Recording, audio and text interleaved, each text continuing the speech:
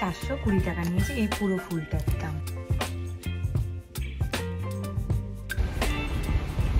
Good morning সবাইকে, আমাদের আরেকটা বাংলিশ ব্লগে তোমাদের সবাইকে স্বাগত। দেখো এখানে এখন কিন্তু সামার চলে এসেছে, মানে সামার বলবো না, আমাদের ওখানে সেই শীতের একটু ঠান্ডা ঠান্ডা যেমন আমেজ থাকে 17-18 ডিগ্রি টেম্পারেচার, ওরকম বলবো না, মানে বুঝতে পারছি না, বাট এখানের এটাই সামার। তো আমরা বেশ মোটামুটি এনজয় করছি। এখানে রোদ উঠেছে, এই যে খুব সুন্দর রোদ লাগছে। তো আমাদের আজকে এই এখন বলেছে যে ব্যালকানিগুলো সবার পরিষ্কার রাখতে।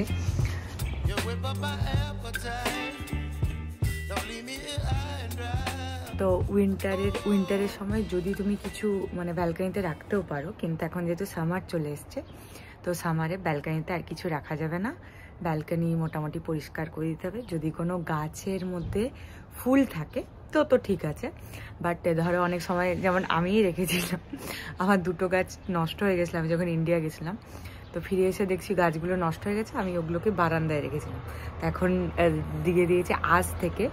তো ওটা বলেছে যে বারান্দাতে কিচ্ছু রাখা যাবে না, মানে যেগুলোতে ফুল হচ্ছে না সেগুলো রাখা যাবে না, কোনো কিছু রাখা যাবে না। যেগুলো ফুল হচ্ছে বা যেগুলো মানে তোমার ফার্নিচার যেগুলো বসো টসো ওগুলো রাখতে পারবে। তো আমি ওই জন্য সমস্ত কিছু আমরা সরিয়েই নিয়েছি। তো মোটামুটি সামার মানে এসে গেছে, সবাই তো খুব এনজয় করছে, পার্কে বাচ্চারা এদিক ওদিক। তো আমরাও ফাইনালি বললাম কোট ফোট তুলে একটু মজা করছি। তো এই চলছে আর কি। কেন কিছু একটা ট্রাক চলে এসছে নোংরা টোংরা বা কিছু নিতে। তো চলো, আজকে আমি শনিবারের একটা সকাল, তো সেরকম রান্নাবান্না নেই। দেবরাজবাবু বানাবেন মাটন, তো স্পেশাল কিছু মাটন হবে। আমি ওই জন্য কি করছি দেখাই তোমাদের। চলো, একটা খুব খুশির খবর হচ্ছে, আমার গাঁদার গাছে এই যে এরকম ছোট ছোট চারা এসেছে। এখন কবে ফুল আসবে আমি সেই আশায় বসে আছি, তবে একটু চারা এসেছে সেটাতেও খুশি। আর এই গাছটাতে তো প্রচুরই ফুল। দেখো বললামই টেম্পারেচার হচ্ছে 20 ডিগ্রি, মোটামুটি ভালোই সানি। এই যে সানি, এখানে আছে চেরিস, তো চেরিটা লাস্টে দেব। আমি এখন এইসব বানাচ্ছি। আমরা যখন পেলাম আম, তখন তো আমকে নিয়ে তো কিছু একটা প্রথমে ভাবছিলাম ভাপা দই বানাবো, চিজ কেক বানাবো, এই ওই হাবি জাবি অনেক কিছু হলো। তারপর ভাবলাম না, নিজেদের চাইল্ডহুড মেমোরিজে ফিরে আসি, আগে বানিয়ে নিই কাস্টার্ড, তারপরে এইসব করবো। চেরি ছিল, আপেল ছিল, ওই জন্য আজকে আগে কাস্টার্ড বানাচ্ছি।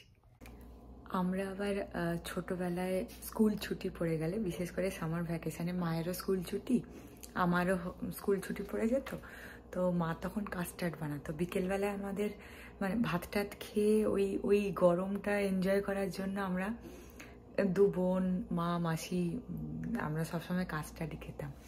তো ওই জন্য না ওই মেমোরিটাকে আবার একটু মানে চেরিশ করবো বলে আরেকবার ভাবলাম আজকে এটাই বানাই। আর এখন যেহেতু একটু গরমটা পড়ছে, তো সেহেতু এটা তো বানানো উচিতই। তো ওই জন্য, আর আমার কাছে ফ্রুটসও ছিল, কাজও ছিল না, তো বানিয়ে নিয়েছি। তো ফাইনালি দেখো কেমন হলো। দেবরাজ যেহেতু বানাবে মাটন, আমার যেহেতু কাজ নেই, আমি সকাল সকাল এই যে এখানে কাস্টার্ড বানিয়ে রেখেছি, এটা ঠান্ডা করতে দিয়েছি। আর এই যে আমার ফল, ভেতরে কলা, আম, আপেল, আর এখানে ড্রাই ফ্রুটসও কেটে নিয়েছি। এখানে আমার সমস্ত ফল, ওপর দিয়ে ড্রাই ফ্রুটসটাও দিয়ে দিয়েছি। আর এবার এই যে কাস্টার্ডটা ঠান্ডা করতে রেখেছি, এটা ওপরে দেবো, আর চেরিগুলো ওপরে একটু সাজিয়ে রেখে দেবো। এটা আমার রেডি হয়ে গেছে কাস্টার্ড। চেরি দিয়ে দিয়েছি, আর ওপরে একটু অ্যালমন্ডকে জাস্ট ওই ক্রাশ করে ঘষে ঘষে এটার উপরে দিয়ে দিয়েছি। তো এটা এখন এরকম হয়েছে, ঠান্ডা তো হয়ে গেছে। এবার এটাকে লক করে ফ্রিজে রেখে দেবো, রাতে খাবো। এটাকে এই যে কভার করে দিলাম, এবার লাগিয়ে, কারণ কাস্টার্ড ঠান্ডা ঠান্ডাই ভালো লাগে, তো ওটা একটু ঠান্ডা হওয়ার পরেই খাবো। আজকে আমি তোমাদের সাথে একটা ইন্টারেস্টিং জিনিস দেখাবো। আমি আজকে 3 বছর মন্ট্রিয়ালে আছি, আমি কোনোদিন এটা দেখতে পাইনি। দেখো পুজোর ফুল, মানে কালকে আমি গেছিলাম তারচিনি, এত ভালো লাগলো এরকম একটা ফুল দেখে। আমি ফ্রিজের মধ্যে রাখা আছে, তো আমি জিজ্ঞেস করলাম যে আমি কি নিতে পারবো, আমি এটা কি নেওয়া যায়? বললো হ্যাঁ, এটা পুজোর জন্য। তুমি সারপ্রাইজ হয়ে গেলে, পুজোর আমি কোনোদিন পাইনি, হঠাৎ করে এত ভালো লাগলো দেখে। আর আমার সবথেকে ভালো লাগলো যে আমার সাই বাবার গোলাপ ফুল প্লাস গাঁদা ফুল, সব কিছু একটাতে আছে। কি সুন্দর না জিনিসটা। এটা থার্সিনিতে পাওয়া যায়, এখানে যারা আছো তারা নিতে পারো থার্সিনিতে। আর এইটার দাম নিয়েছে 699, 742, 420 টাকা। এটা 420 টাকা নিয়েছে এই পুরো ফুলটার দাম। এতগুলো ফুল আছে, খুব বেশি নয় যদিও, কিন্তু আমি এতদিন পরে এটা দেখে এত সারপ্রাইজ হয়ে গেছি। আর আমি ওই জন্য ঠাকুরকে ভোগ দেবো বলে আজকে লাড্ডুও নিয়ে এসেছি, ওখানেই পেয়েছি। তো আজকে আমার বেশ সুন্দর লাগছে, তো এখন আমি ফুল দিয়ে সাজাবো। ফুল দিয়ে সাজানোর পর কি সুন্দর লাগছে আমার ঠাকুরের জায়গাটা, এত ভালো লাগছে। আজকে সাই বাবাকে, আমার নির্মল বাবাজিকে, গোলাপ ফুল, সংকট মোচন কে, ভীষণ সুন্দর লাগছে ঠাকুরের জায়গাটা দেখতে। মনটা একটা আলাদাই শান্তি লাগছে, খুব সুন্দর লাগছে। ভগবানের কাছে এটাই প্রার্থনা যে ঠাকুর সবাইকে খুব ভালো রাখো, সুস্থ রাখো, ব্যাস আর কিচ্ছু চাই না।